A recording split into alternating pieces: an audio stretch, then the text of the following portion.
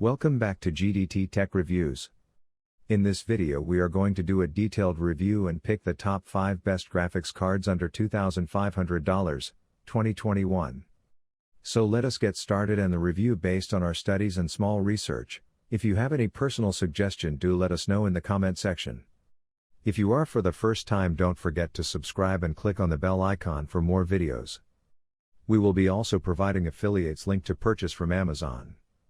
Kindly use to for best offers and purchase from anywhere in the world. So let's get started. The NVIDIA GeForce RTX 3060 is based on the same Ampere architecture as the RTX 3080, and gives us a look at what the Ampere lineup will look like in the mid-range and budget segment of the GPU market. This isn't exactly going to be the graphics card that'll push Watch Dogs Legion with ray tracing at 4K, but it is definitely up to doing it at 1080p. With this graphics card, you're getting 8GB of the same GDDR6 memory found in the RTX 3070, paired with 38A streaming multiprocessors, SM. However, because of changes NVIDIA has made to its SM since Turing, each of these now has 128 CUDA cores, double that of the 64 in each Turing SM. That means there are now 4,864 CUDA cores in the RTX 3060 Ti, up from the 2,176 found in the RTX 2060 Super. Power consumption sees an increase over the RTX 2060 Super, but it's not as pronounced as other cards in the NVIDIA Ampere lineup. The total graphics power, TGP, is 200 watts for the RTX 3060 Ti, up from the 175 watts of the RTX 2060 Super.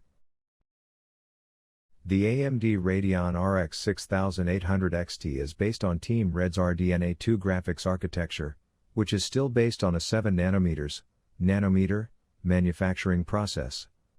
Rather than shrinking the die, AMD has worked in some new features and boosted efficiency, which makes these graphics cards way more powerful than their predecessors. The biggest of these is the new Infinity Cache, which is crucial when you consider that the Radeon RX 6800 XT is using 16GB of GDDR6 memory, rather than the GDDR6X memory found on the NVIDIA GeForce RTX 3080 and RTX 3090. The Infinity Cache is basically 128MB of global cache, which AMD asserts is 3.25x faster than GDDR6 VRAM on a 256-bit bus. This helps feed data from the larger 16GB VRAM pool to the GPU, and this combination of speedy cache and GDDR6 memory results in 2.4x more bandwidth per watt than the VRAM would be able to achieve on its own. This helps narrow the gap that AMD would otherwise experience when going against the GDDR6X memory and flagship class NVIDIA cards. The other major addition to the architecture is, of course, the DirectX 12 Ultimate compatible ray accelerators. There are one of these on each of the 72 compute units, which is what lets the AMD Radeon RX 6800 XT able to handle real-time ray tracing at a playable frame rate.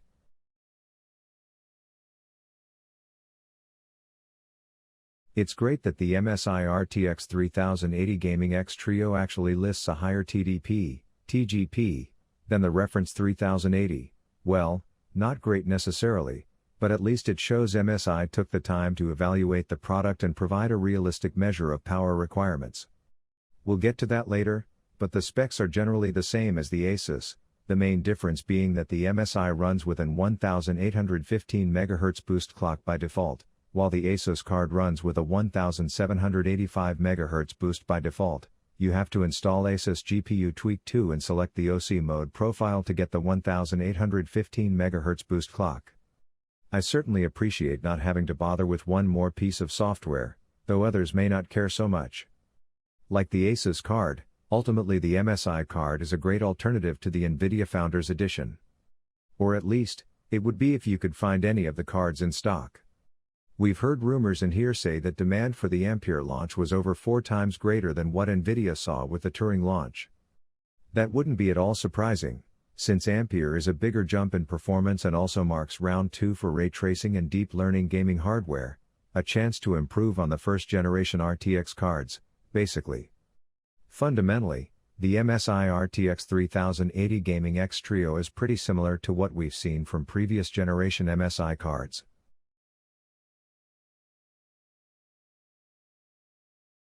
Just like the rest of the NVIDIA GeForce RTX 30 series, the RTX 3080 Ti is built on the NVIDIA Ampere architecture, and brings with it the same improvements as the rest of the lineup.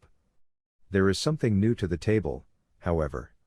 As with the NVIDIA GeForce RTX 3060 that launched in March 2021, the NVIDIA GeForce RTX 3080 Ti has a hardware-based hash rate limiter that should limit the appeal to cryptocurrency miners. We don't test mining performance at TechRadar, so we can't speak to how effective this limit actually is. But given that the hash rate limiter on the RTX 3060 was accidentally bypassed by NVIDIA's own driver update, we'll just have to wait and see how well this actually dissuades miners from buying this graphics card in bulk. Beyond that, the NVIDIA GeForce RTX 3080 Ti is actually quite a bit beefier than the original RTX 3080, and that largely falls to core count and memory bandwidth. Because, sure, the NVIDIA GeForce RTX 3080 Ti does have more VRAM, with 12GB of GDDR6X compared to 10GB of the stuff on the original card, but it's also on a faster 384-bit memory bus. That means you get 912GB per second of memory bandwidth on the RTX 3080 Ti compared to the RTX 3080's 760GB per second. With faster VRAM, not to mention just more memory, the RTX 3080 Ti should be even more adept at 4K gaming in the future.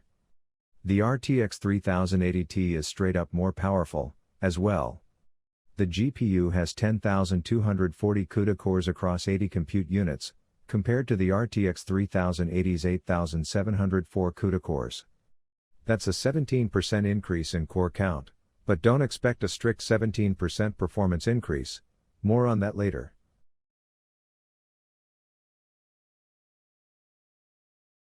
The NVIDIA GeForce RTX 3070 is powered by the Ampere GA104 GPU. This GPU has 5,888 CUDA cores spread across 46 streaming multiprocessors, based on the same NVIDIA Ampere architecture as the RTX 3080 and RTX 3090. And, as with those cards, there are a ton of improvements both to raw performance and to power efficiency here that drive this mid-range graphics card to performance levels matched only by the very best graphics card of the last generation. The biggest generation-on-generation improvement from Turing to Ampere is that both data paths on the streaming multiprocessor, SM, now support FP32 workloads, which sees an effective doubling of CUDA cores per SM. That's why, while the RTX 2070 had 36 SMs, it had just 2,304 CUDA cores. So, while the RTX 3070 only boosts SM count up by 27%, it more than doubles the CUDA core count, which massively boosts raw rasterization performance. That's impressive enough, but we're also getting second-generation RT cores and third-generation Tensor cores, which means both ray tracing and DLSS are much more performant and efficient. Ray tracing especially is much faster, as this new RT core brings twice the throughput as the first-generation RT core found on graphics cards like the NVIDIA GeForce RTX 2080. This is why in ray tracing heavy workloads like the new 3D Mark Port Royal benchmark, the RTX 3070 is able to keep up with the RTX 2080 Ti, even though the last generation flagship has much more RT cores. The NVIDIA GeForce RTX 3070 is also the only graphics card in the Ampere lineup with a reasonable level of power consumption, with a TGP, total graphics power, rating of 220 watts, 100 watts less than the RTX 3080. This means that cooling requirements are going to be a whole lot less intensive than the more powerful Ampere cards, which should be excellent news for folks that don't have a ton of room in their cases for larger graphics cards. That's a whole lot of jargon. But what's important here is that while the RTX 3070 is a much smaller chip, it's able to pack way more meat into it, at a lower price, making last generation flagship performance available to the mainstream.